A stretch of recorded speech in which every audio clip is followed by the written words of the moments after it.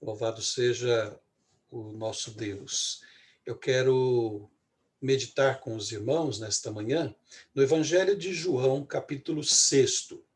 Se você tem a sua Bíblia, quer abri-la e acompanhar a leitura que eu vou fazer, Evangelho de João, capítulo 6, do primeiro verso até o verso de número 15. João 6, 1 a 15, diz assim: Algum tempo depois, Jesus partiu para outra margem do mar da Galileia, ou seja, do mar de Tiberíades, e grande multidão continuava a segui-lo, porque vira os sinais miraculosos que ele tinha realizado nos doentes.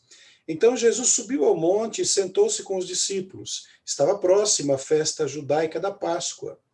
Levantando os olhos e vendo uma grande multidão que se aproximava, Jesus disse a Filipe: Onde compraremos pão para esse povo comer? Fez essa pergunta apenas para pô-lo à prova, pois já tinha em mente o que ia fazer.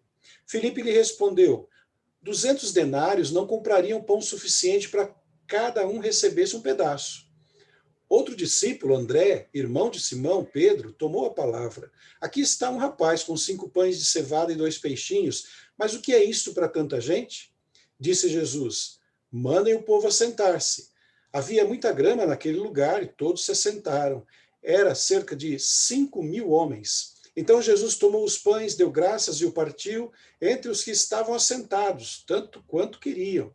Entre os que estavam, deu graças e os repartiu entre os que estavam assentados, tanto quanto queriam, e fez o mesmo com os peixes. Depois que todos receberam o suficiente para comer, disse aos seus discípulos: Ajuntem os pedaços que sobraram, que nada seja desperdiçado. Então eles os ajuntaram e encheram 12 cestos com os pedaços dos 5 pães de cevada deixados por aqueles que tinham comido. Depois de ver o sinal miraculoso que Jesus tinha realizado, o povo começou a dizer: Sem dúvida, este é o profeta que devia vir ao mundo. Sabendo Jesus que pretendiam proclamá-lo rei à força, retirou-se novamente sozinho para o monte. Que o Senhor abençoe a leitura da sua palavra e possa, através da presença, da unção do Espírito Santo sobre as nossas vidas, nos revelar aquilo que ele tem para o nosso coração através da sua palavra e pela obra do Espírito Santo em nosso coração nesta manhã. Eu começo dizendo aos irmãos que o texto que nós lemos conta uma história muito conhecida, até mesmo de quem não tem tanta familiaridade com as Escrituras, sobre a multiplicação de pães e peixes feita por Jesus. Agora, precisamos perguntar o que João e os demais evangelistas tinham em mente ao registrar este episódio. Qual era o objetivo essencial ao transmitir este acontecimento às gerações? Mais importante, o que Deus pretende nos ensinar com esta passagem? Há vários atalhos para interpretar este milagre de Jesus. Você pode partir da perspectiva do menino e sua generosidade em partilhar seu alimento com os demais. Eu já ouvi sermões nesta direção. Você pode partir da perspectiva dos discípulos, confusos e preocupados com a solicitação de Jesus para que providenciassem alimento para a multidão. Você pode também partir da perspectiva do milagre em si, com ênfase no poder de Jesus para ações sobrenaturais e fazer deste ato divino uma motivação para que as pessoas acreditem em Jesus e o sigam. Eu quero dar alguns argumentos nesta manhã que podem orientar a maneira como olhamos para este milagre de Jesus. Primeiro, é a preocupação de Jesus com as pessoas, compaixão de Jesus. Jesus estava cansado de uma longa jornada de ensino, curas e, creio eu, estava precisando descansar.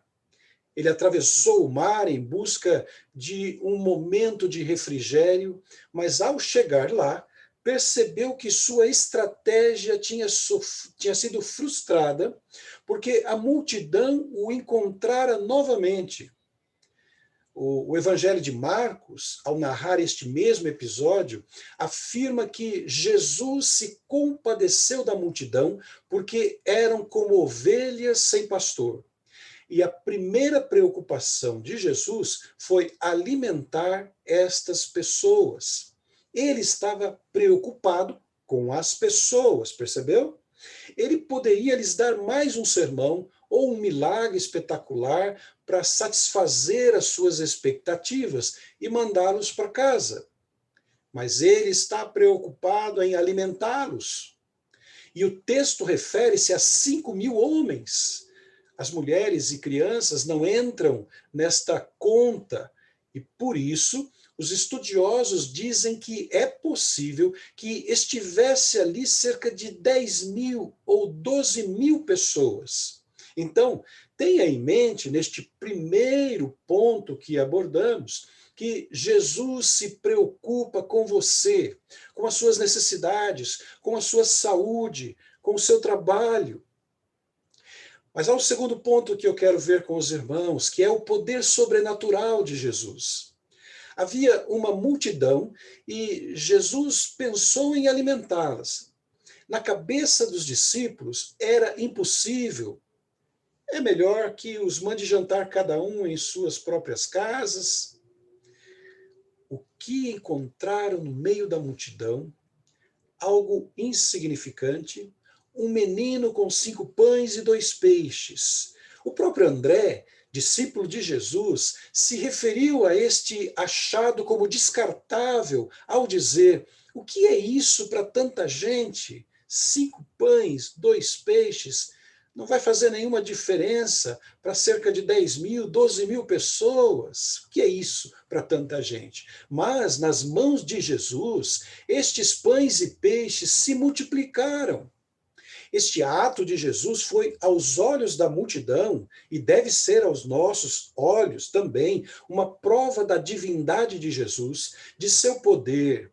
É como se João estivesse escrevendo o seu evangelho, pensando naqueles que leriam seu testemunho no século 21, dizendo: vejam, Jesus multiplicou pães e peixes. Só Deus pode fazer isso. Ele é Deus, ele é soberano, ele ordena e as coisas acontecem. Prestem atenção nele. Então, quero que você guarde mais esta informação das Escrituras. A primeira, Jesus se preocupa com as pessoas. A segunda, Jesus é o Filho de Deus, soberano e poderoso para fazer milagres. Terceiro aspecto que precisamos abordar a respeito dos discípulos e Jesus. Os discípulos e Jesus. Nós estamos confusos. Nós estamos confusos. No verso 5, lemos que Jesus fez uma pergunta para Filipe: onde compraremos pão para esse povo comer? E em seguida, o verso 6 já dá uma pista do que estava acontecendo. Jesus fez essa pergunta para colocá-los à prova, pois já tinha em mente o que ia fazer. Era um teste de fé? Talvez uma estratégia de Jesus para fazer Filipe refletir e responder. Você está com Jesus há cerca de 2 anos, já viu muitos milagres. Como está a sua mente agora? Qual é o seu grau de conhecimento de Jesus? O tamanho de sua confiança? Como você vê esta situação de alimentar 5.000 homens? É impossível? Ou o problema é pequeno para o Filho de Deus? A mente de Filipe deve ter fervido naquela hora. A nossa mente também ferve às vezes quando somos questionados a respondermos sobre nossa confiança, nossa fé em Cristo diante de circunstâncias que parecem insolúveis ou trágicas demais para resolver.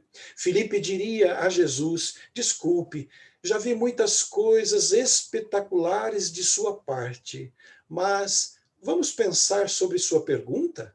Achar uma padaria agora vai ser impossível.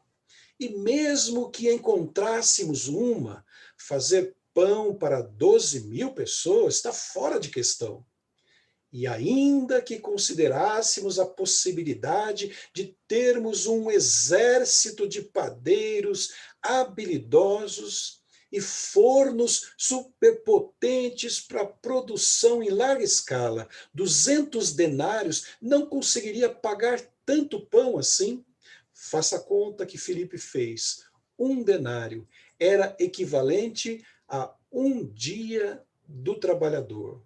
200 denários significa 200 dias de um trabalhador. Era muito dinheiro e ainda assim não resolveria o problema. Filipe não viu saída. Aprenda algumas coisas aqui. Há alguma coisa impossível para Deus? Pense bem.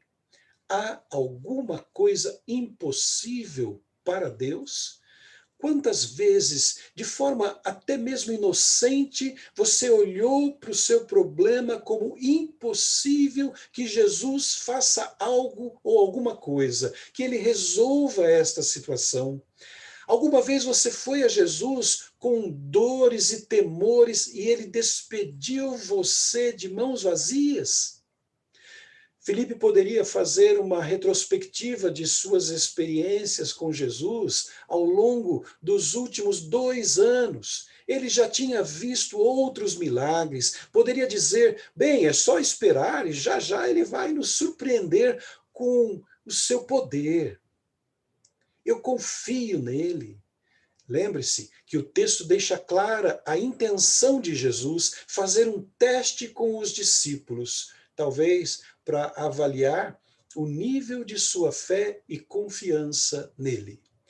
Avalie o seu coração sobre o quanto você confia em Jesus. Como está a sua esperança nele, mesmo quando o problema parece muito grande e sem solução. Então, mantenha os pontos já destacados nesta passagem. Primeiro, vimos que Jesus se preocupa com os seres humanos, com a sua vida. Segundo, vimos que Jesus é filho de Deus e se manifesta com poder sobrenatural. Terceiro, vimos também que Jesus está testando a fé dos discípulos que parecem confusos sobre o que está acontecendo naquele momento lá no monte. Mas há um outro momento importante que precisamos olhar e prestar bastante atenção neste texto, que é a respeito da multidão e Jesus, o relacionamento da multidão com Jesus, e especialmente em Jesus, nesta última parte que eu quero ver, prestar atenção em Jesus, porque Jesus mantém o foco do seu ministério. Veja como Jesus não desvia a atenção do foco principal e essencial do seu ministério. Então, agora, quero chamar a atenção para um grave problema, o qual Jesus vai corrigir na sua origem, para não comprometer a sua missão e manter, então, o foco nos propósitos essenciais de seu ministério. Observe comigo algumas coisas claras no texto. O verso 2 diz que a multidão estava seguindo Jesus porque viu os sinais miraculosos que ele fizera entre os doentes. E o final da passagem, verso 15, diz que Jesus, percebendo que eles pretendiam proclamá-lo rei à força, retirou-se sozinho para o monte. Jesus tinha um problema com aquela multidão satisfeita com pão e peixe. Eles viram um milagre. Jesus multiplicou os pães e peixes. Estes eram sinais importantes que deveriam levá-los a algumas conclusões para as suas vidas, mas tiraram conclusões erradas. E esse ainda é um problema da humanidade. Olham para Jesus ou procuram-no com as motivações erradas. A pergunta de Jesus à multidão seria: Por que vocês estão aqui? O que vocês esperam de mim? Quais são as expectativas de seus corações, as motivações para atravessarem distâncias tão longas para me procurarem? Esta questão parece simples, mas, meus amados irmãos e irmãs, na verdade, isso pode fazer grande diferença na maneira como vemos Jesus. Pode influenciar nas motivações que temos para procurar por Jesus e, principalmente, pode influenciar no nosso futuro e destino eterno. Por isso, Jesus levou muito a sério e deve ser levado a sério pela igreja. Milagres são sinais do cuidado de Deus. Milagres são uma realidade na vida do povo de Deus, prova do poder, da divindade de Jesus, mas principalmente os milagres de Jesus são sinais que apontam para uma realidade maior e mais importante que o milagre em si. E isso fica muito claro aqui no capítulo 6 de João. Jesus fez um milagre multiplicando pães e peixes para levar as pessoas a verem algo que eles não viram. Vou ler o verso 51 do capítulo 6 para dar mais clareza. Eu sou o pão vivo que desceu do céu. Se alguém comer deste pão, viverá para sempre. E o pão que darei pela vida do mundo é a minha carne. Eles não viram o poder de Jesus, que não estava destinado a triunfar sobre os romanos e constituir um império terreno, como era a expectativa daquela multidão. Mas ele tinha e estava manifestando um poder mais que suficiente para perdoar seus pecados e garantir-lhes a vida eterna. Eles não viram que mais do que milagres de Jesus, era de Jesus que eles precisavam, o único que pode saciar a alma de sua fome e sede. E por causa desta interpretação errada da missão de Jesus, ele deixou a multidão.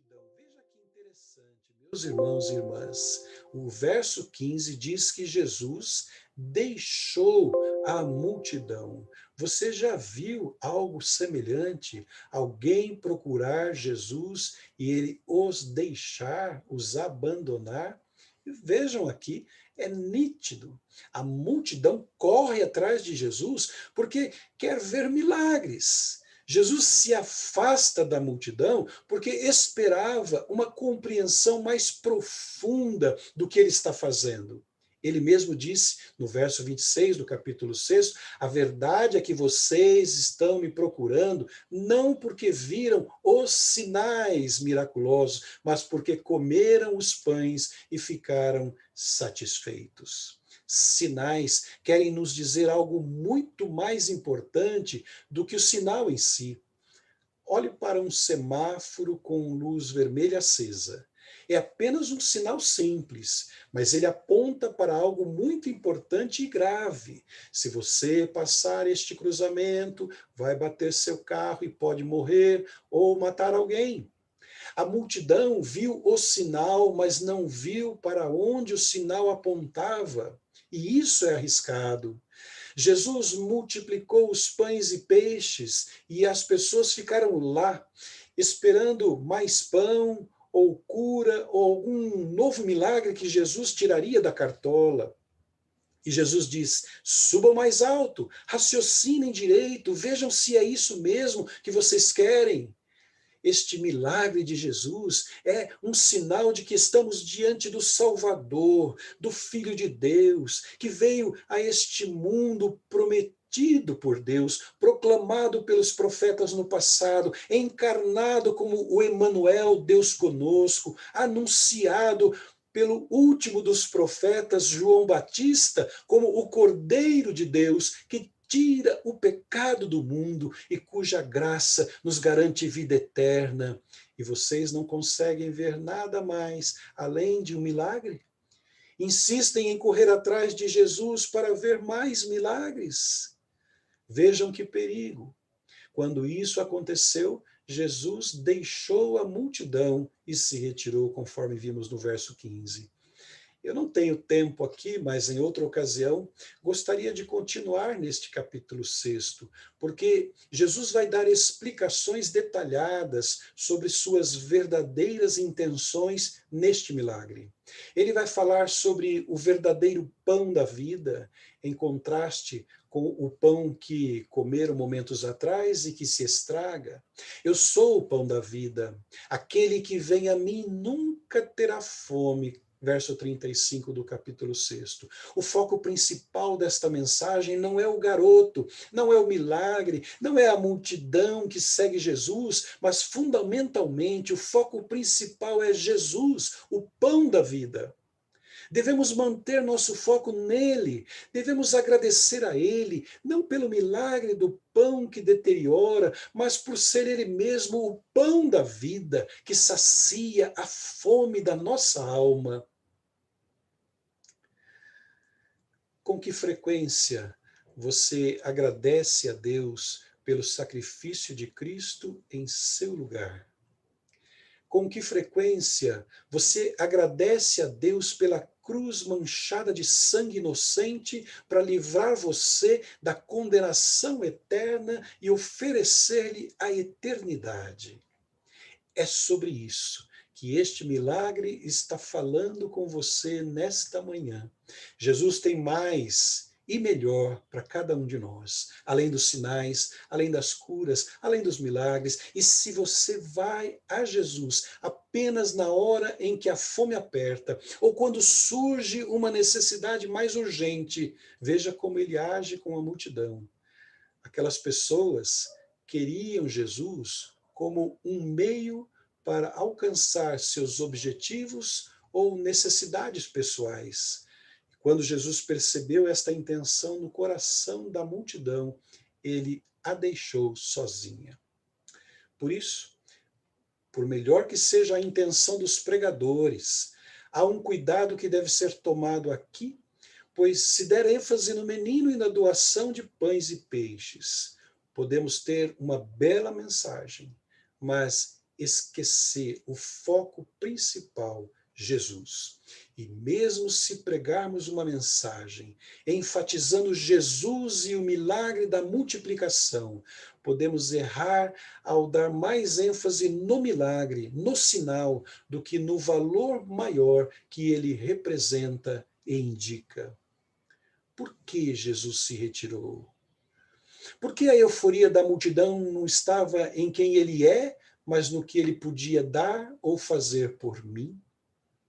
A melhor e mais segura decisão é deixar Jesus, através de sua palavra, mostrar para nós quem realmente ele é e o que ele deseja fazer por nós e não tentarmos enquadrá-lo nas nossas necessidades e desejos pessoais. Há benefícios eternos nesta decisão. E que esta palavra, palavra do Senhor, ensinamento de Jesus, possa falar ao teu coração, transformar o teu coração, trazer um novo entusiasmo para que você olhe para a palavra e o ensinamento de Jesus e este venha encher a tua alma de alegria, de confiança e de convicção a respeito daquilo que ele fez por você e principalmente, como estamos dando ênfase nesta manhã, a respeito dos sinais que ele nos envia para nos falar sobre os valores eternos do seu reino. Amém e amém.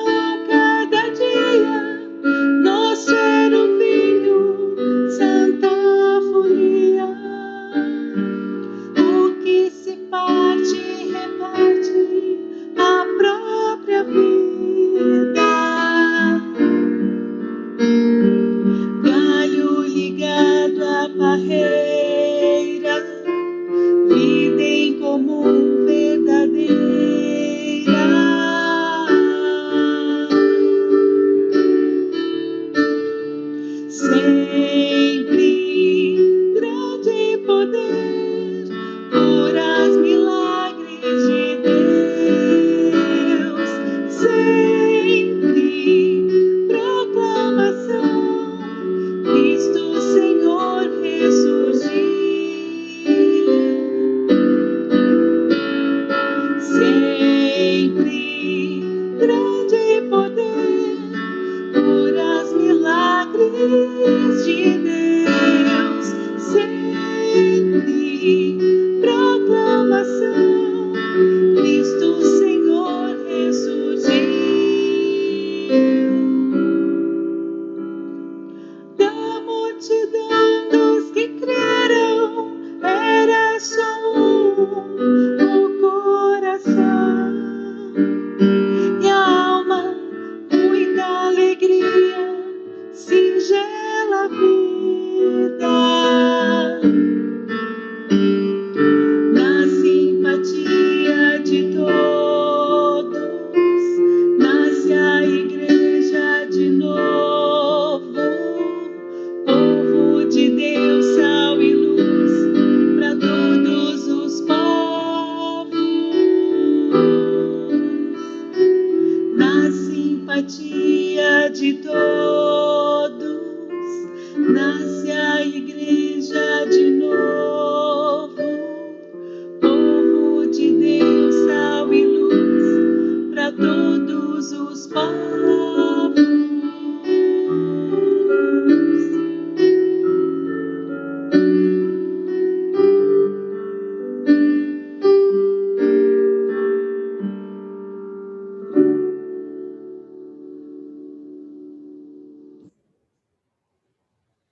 Amém. Graças a Deus, meus irmãos.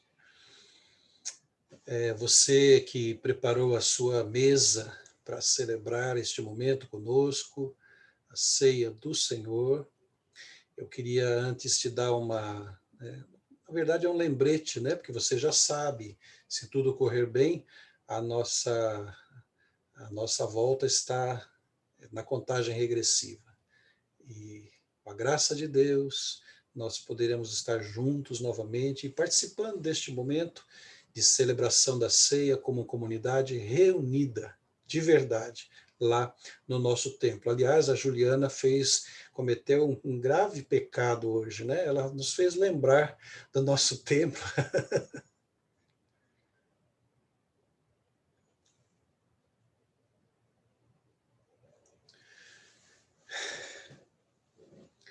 É por isso que não podia ser ao vivo esse culto. Eu creio que você pôde olhar, né, e já tocando lá, a Juliana tocando no nosso piano digital novo, né, está sendo já utilizado, os irmãos estão vendo, ela estava lá na igreja, tocou, gravou lá na igreja no nosso piano. Mas em breve nós vamos estar lá juntos.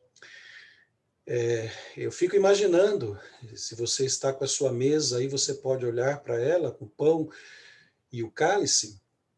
Eu fico imaginando aquela multidão que acabamos de ver correndo atrás de Jesus por causa do pão, por causa da multiplicação, por causa dos milagres, e Jesus indignado, tanto quanto indignado e triste, porque eles não compreenderam o verdadeiro sentido dos sinais, que era indicando o seu reino que estava chegando, o seu reino que estava próximo, a implantação deste reino que viria com a sua morte e com a sua ressurreição na cruz. E eu fico observando esse texto e olhando um pouco mais à frente, imagino se essa multidão toda estivesse ali naquele momento da cruz,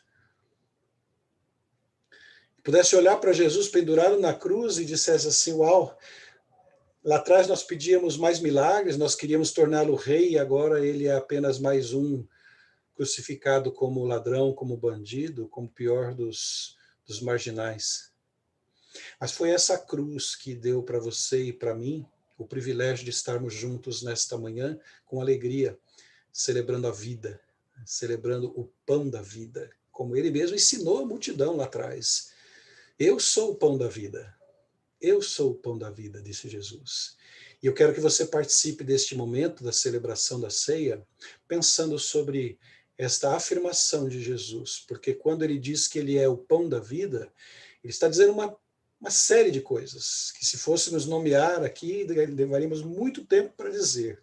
tudo que Jesus disse numa frase: eu sou o pão da vida. E o pão da vida é aquele que alimenta não apenas num minuto, num segundo e depois vem fome novamente, mas é o pão que nos alimenta para sempre, que não alimenta apenas o nosso físico, que vai morrer um dia, mas ele alimenta a nossa alma, que viverá eternamente com Cristo.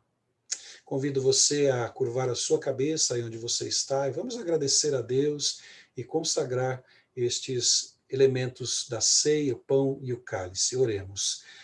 Senhor nosso Deus, nós nos colocamos agora diante da tua presença, momento importante para toda a sua igreja, em que cada um de nós, ó Deus, cada um nos seus lares, mas como comunidade, como igreja do Senhor, nós participaremos juntos do pão e do cálice, sinais, símbolos, que representam algo muito especial que o Senhor fez por nós, que foi livrar-nos dos nossos pecados e nos levar até o teu reino de graça e de glória pelo sacrifício de Cristo Jesus. Consagra, Senhor, estes elementos, o pão e o cálice que estão sobre a mesa de cada um dos teus filhos, e que ao participarem do pão e do cálice, sejam todos abençoados pelo Senhor, orientados pelo teu Santo Espírito e revigorados na sua fé e nas suas forças. Em nome de Jesus. Amém.